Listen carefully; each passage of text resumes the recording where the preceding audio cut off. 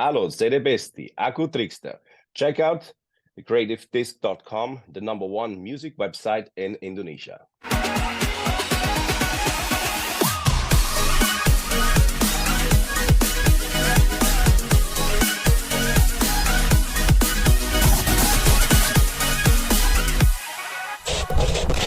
Hello, CD Bestie. Welcome back to CreativeDisc exclusive interview with me, Luthfi. And right now we have a guest. It is like an interesting guest. It's a unique guest because he kind of like a mash up, I think, mash up the Christmas single recently right now with Silent Night and Santa Claus is Coming Down, but a little bit Swiss in here. He put a little bit twist in here. Let's talk about that single, about that mash-up single. And he already releasing new single called Still Kicking, and it's very unique song in my opinion. And he already produced, working with the big producer. So let's talk more about it with my guest today. This is Trickster. Hello. Hi, how are you doing? I'm fine. I'm really fine in Jakarta in here. Where are you right now? That's good. I'm sitting here in London, outside London, in the country house. Ooh. I spent Christmas here over the also New Year's, because we're producing also a new record already for January. Start filming with a new one, and we have a lot of work over the Christmas days. Yeah. What's kind of like a Christmas that you've got this year? Well, my Christmas is already a long Christmas this year because we started producing the record in October. And I have a Christmas tree here. We did some photo shoots and stuff already 2 months. So my Christmas is 3 months this year. So I'm already I'm very deep into Christmas. How does it feel to be like doing Christmas in country house? It's maybe like a unique experience, I guess. Yeah, it's okay, but like before, in October it was hot, like, so we had the Christmas tree inside. Outside it was hot. Here we are used to have like cold Christmas. Oh, yeah, when we've been doing photo shoots here, we've been doing some filming as well. And yeah, it's nice out here. Okay. So let's talk more about your music. So can you tell me the detail about your newest single, Silent Night versus Santa Claus is Coming to Town?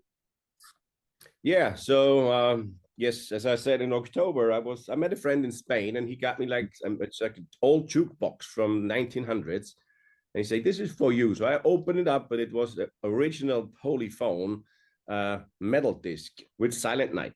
So I heard that, and I sat myself on the piano, and I played it, saying that would be actually a good thing to produce, a swing version and stuff. And a friend of mine said, "Why don't we mix it with Santa Claus is Coming to Town?" And that's what we did. So we spoke about it. A day later, I called Guy Chambers, that's Robbie Williams' producer. We met in the studio in London, and yeah, we tried working around. I said, let's do it. And we were already very late for the production. So we literally produced the whole record and the video in less than 6 weeks from scratch. That was... Wow. How does it feel to making a record that's so fast? Well, we have a great team. We have pieces of the Royal Philharmonic Orchestra. We've been recording Angel in Angel Studios, in the Abbey Road Studios, mastering. I had Callum Au, that's the arranger and conductor for Quincy Jones, and Michael Bublé. He did me the arrangers and the orchestra. Richard Flack, that works with Robbie Williams as well, was the main producer for me, and we could make it in 2 weeks. So the music part was finished in 2 weeks. And well, and then I had the crew from Mission Impossible and the Hobbits.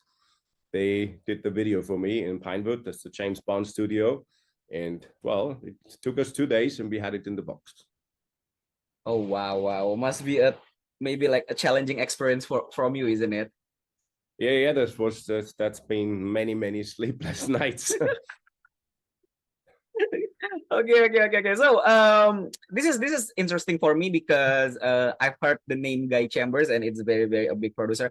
He's like a big producing like Robbie Williams, but the thing is like that. I want to ask, how does it feel to working with him? Well, it feels great. We both have a very single, like a special character, like on our own way. But we work very well together since there's no competition on any point. Like we know what we want, and we just fit very well in the studio as well. It works great, you know. It's like we are very quick writing songs. We literally, like this summer, we did 3 new songs, 3 tracks that are gonna be on the album in a week. It goes really fast because we know what we got. We got good writers. We got good people for the lyrics. Like Steve First is one of the best comedians in UK, and they're super fast with lyrics and stuff. And and Guy Chambers is just very, very professional. It's very nice to work with him. He has a very clear idea of what he wants, and he just joins the studio, tack, tack, tack, tack, tack, and it's finished. It's great. Oh, wow. Like, you know, how does it feel for the first time you finally working with him, since like he's got many big names under his belt? Do you feel nervous or anything? No. Really? No, there's no point to be nervous. It is special, of course. You walk in there and you know all these stories about what they did before, what he worked with, and it is impressive. No, but I wasn't worried because for me, the first thing when I started to work with him last year, it was actually more a joke. So I said, like, we made a Christmas song last year, and a very nasty one, and it was more like a hobby thing. So I said, let's just do something funny, and it turned out to be something very serious. But in the first point when I met him, it was just a joke thing. So like, I want to do a nice record with the best producer, one of the best producers in the world. And I did it, but for me, it made no big difference. How is it going to work out? Because I just wanted to do it for fun. And at the end, we turned out to give a lot of donations to charity, to the local charities here. We gave the whole income to the Trussell Trust. This is food banks in the UK. And the whole thing turned out to be involving big names like Phil Griffin. He's the producer of Amy Winehouse. He did all my photo shoots, the production of the videos, the first ones, and the Royal Philharmonic Orchestra. So it took a dimension so quick, then it wasn't funny anymore. But the fear was already gone. And I have to say, when I walked into the first recording in the Abbey Road studio, and you walk in there and you see 140 people in Abbey Road Studio 1, that's the largest studio in the world. And then you walk by the seats and you see the score with Trickster and your name on it. I have to say that's scary. That is very scary. This was a very emotional moment when I had to sit down for a minute to think about what is really going on here, because they are there for me and not me to watch them. So they came there to play with me. Yes. And this was the most impactful moment in the music thing for me so far, that I was really scared. Like I was like, whoa.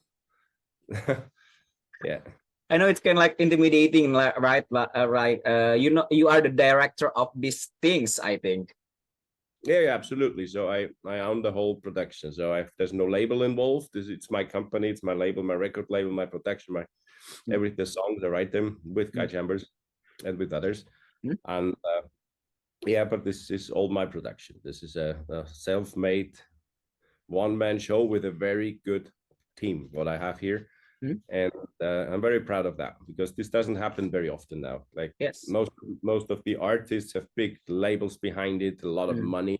And that's, I think this is also a problem in the music industry right now.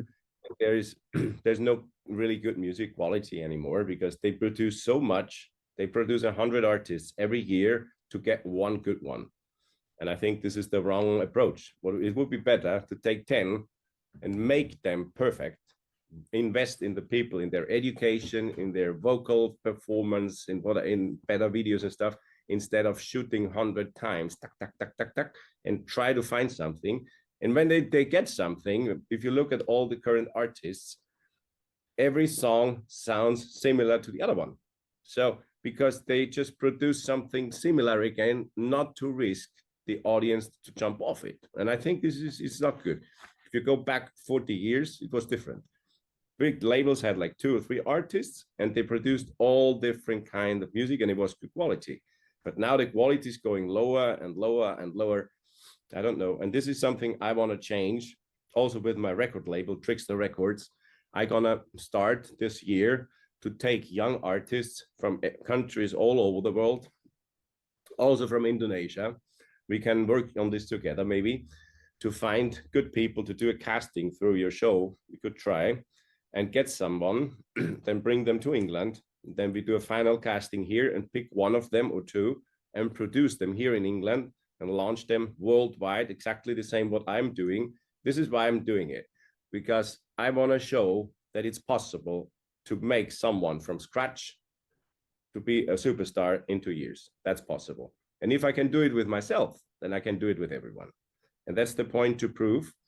And this is how we want to try to get artists that don't have the financial capacity to jump onto a big label. To get labels don't risk anything anymore. So you need to deliver very, very good music, and then maybe they distribute you.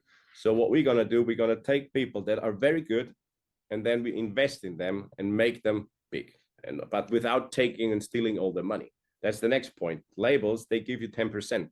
That's wrong. Artists have to make more money. They have to be paid better. They have to be treated in a different way.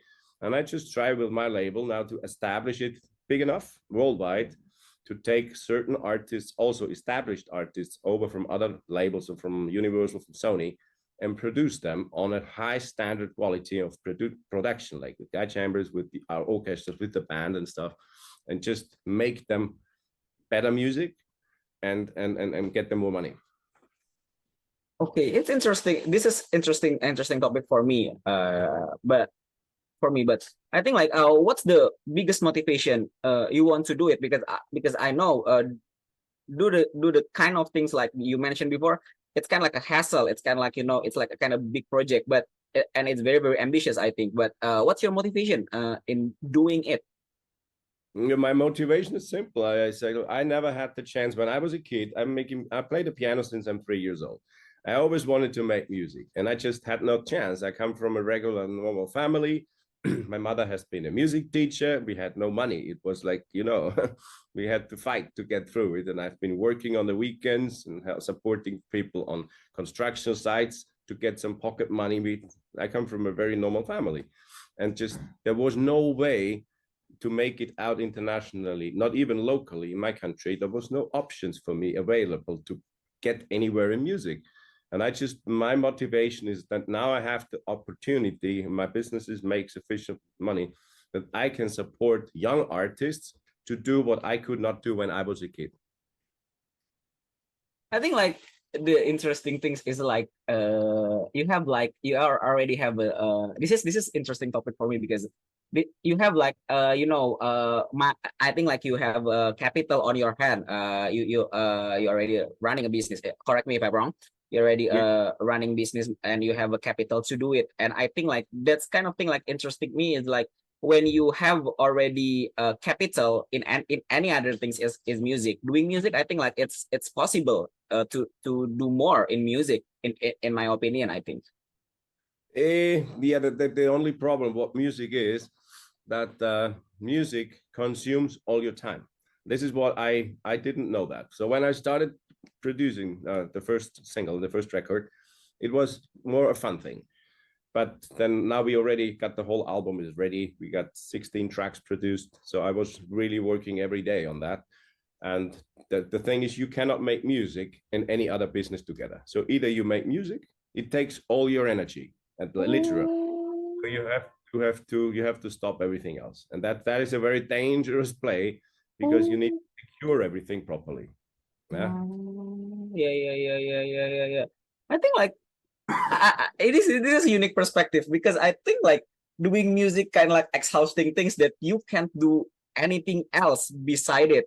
I think like this is interesting perspective of view in my opinion, because I think like this is music consumes all your time.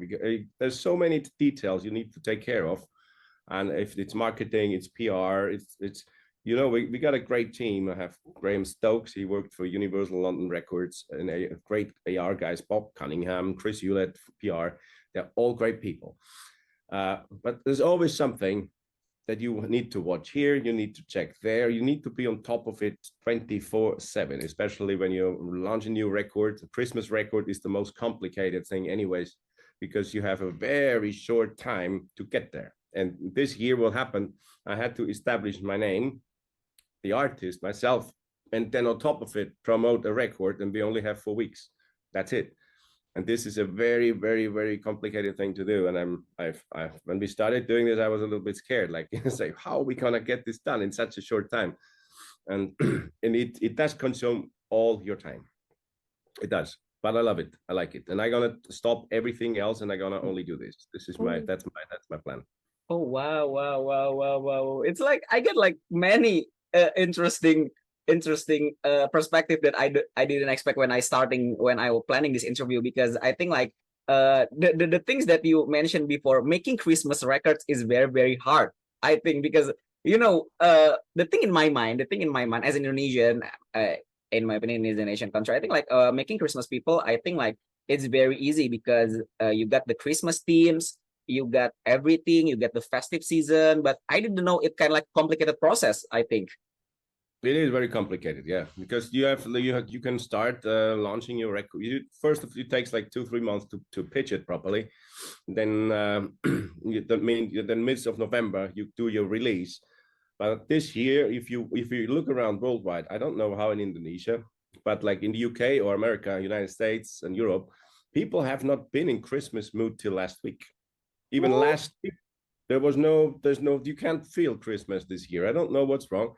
But if you go to London, there is barely no Christmas decoration. There's no people on the street. It's very empty. I'd say it looks very different. Wow, wow, wow! I didn't know like there's a bigger shift in the Christmas mood for this year. Yeah, it is. There's a lot of conflicts worldwide, and Yes. I think it's impacting on the whole thing. And that was also another reason for me of doing this record as I did it.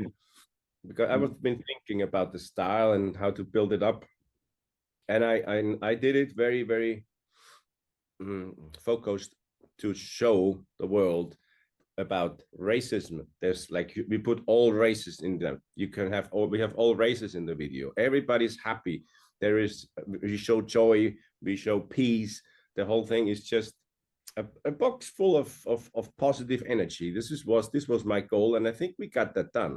If you watch the video, it's just nice. It's a very powerful, positive energy. And this was for me like a kind to distribute that energy through the world, to make them, at least for the Christmas days, to chill down a little bit with all the conflicts around. And I'm just tired of watching what's happening all over the place. It's like it's getting out of control, and nobody cares. Nobody does anything. It's just I'm really sad what's going on out there, and I hope that my music impact through the years, that I can make a little bit of a change. And yeah, it's crazy, Yeah. I see. So, what's the thing that you learn a lot when you are committing to making music? What's the biggest thing that you learn personally when you are finally wants to commit to making music? Yeah, what I learned here, I have to say, and what I learned here is I'm very surprised about how people are supporting the whole thing. When I started the thing, there was Guy Chambers and Richard Flack and stuff. And now, going out with this record, I have now David Foster. David Foster is supporting me. He will post something today, I heard. David Foster has 6 Grammy nominations. That's a big thing. I met him twice in Malibu back then. And yesterday I spoke with the wife of Antonio Banderas. So Antonio Banderas is going to support me in New York. He's currently working on Broadway with Andrew Lloyd Webber. So there's a lot of celebrities. George Clooney as well. He's going to support me now.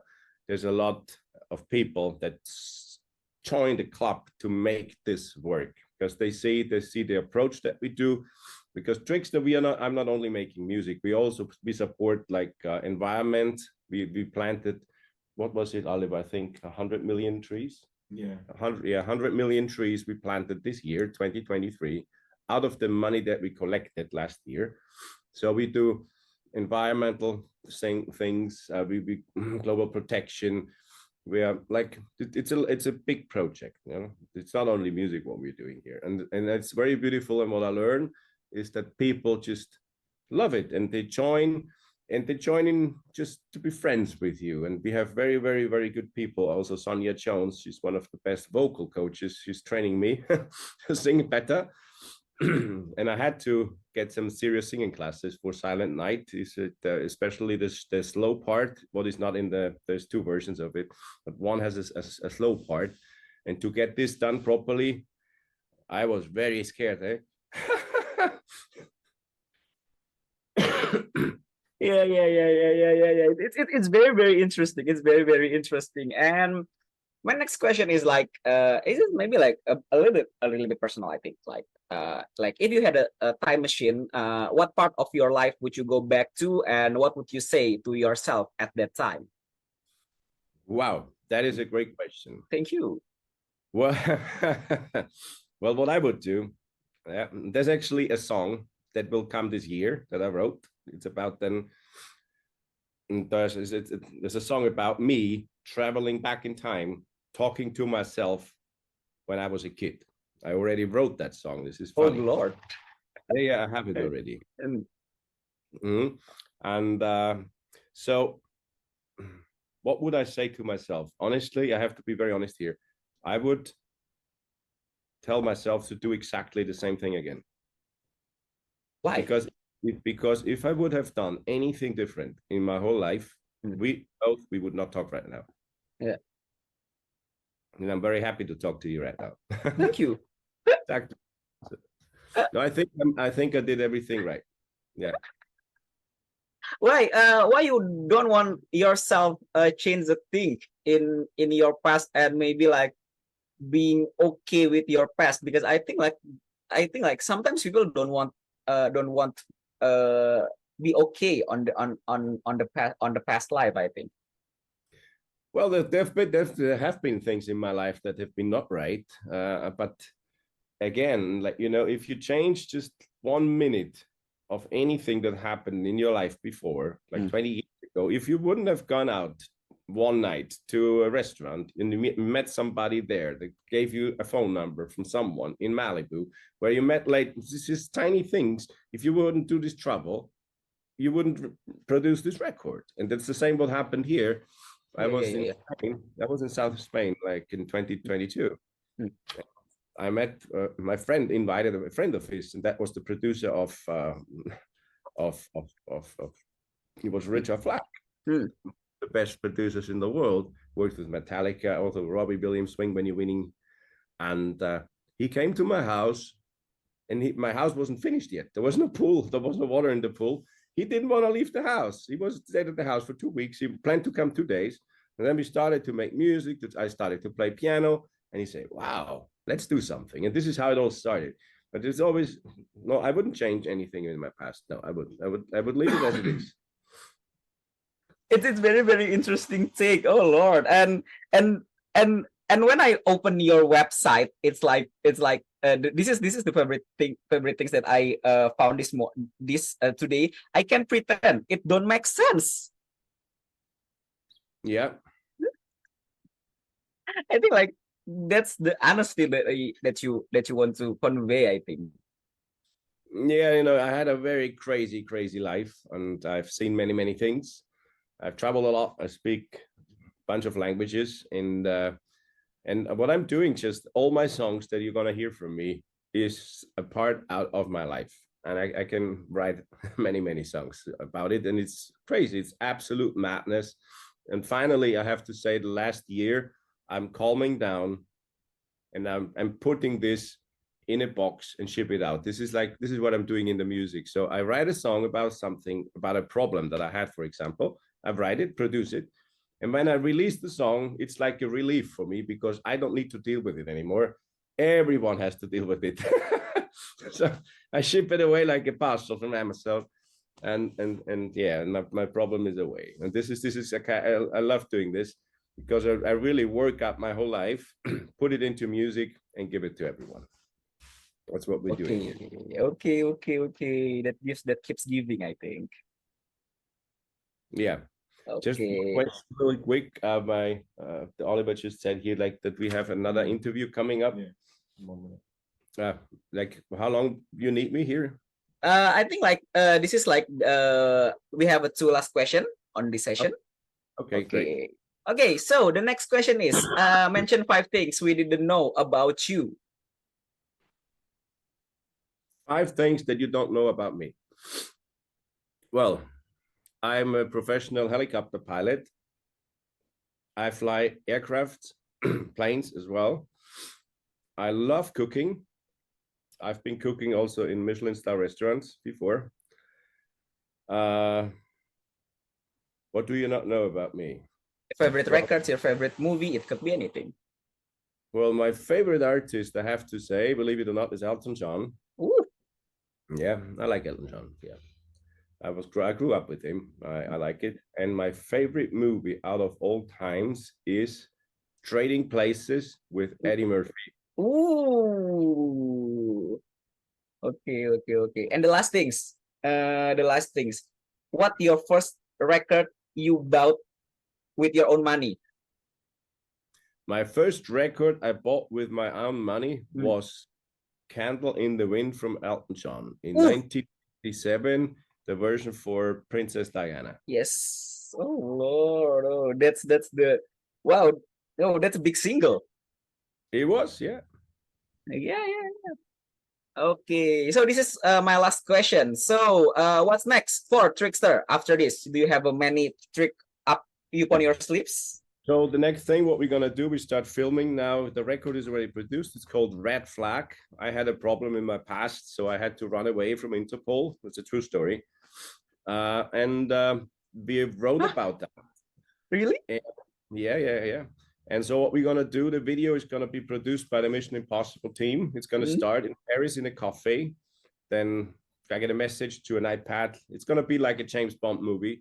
Then I jump in a private jet, fly to Los Angeles. Then I'm on a police chase in LA. Then the SWAT comes in. I run away again. It's gonna be a mix-up between Catch Me If You Can with Leonardo DiCaprio on a very high standard. It's gonna be a Hollywood movie production, and it should be finished by, I would say, mid of February. I'm gonna shoot you a copy once it's ready. Wow, Lord. Damn, that's a big things. Oh my God, that's so. Woo, that's so big. That's so big, man. That's so big. Wow. Gonna be nice. All right. Okay, all right. Okay, I will closing down this video. Thank you very much, Trickster, for this interview. And you can hear the joyful Christmas single Silent Night versus Santa Claus is coming to town in all your digital platform. And hear all the Trickster music. You can search on the many streaming platform Trickster. And also you can do you play like social media or maybe like anything? Yeah, but if once you post it, I'm gonna repost it as well. Okay. That's wonderful. Thank you so much for your time, hey. Thank you so much. Okay, this is Luthfi signing off. Bye-bye. Oh.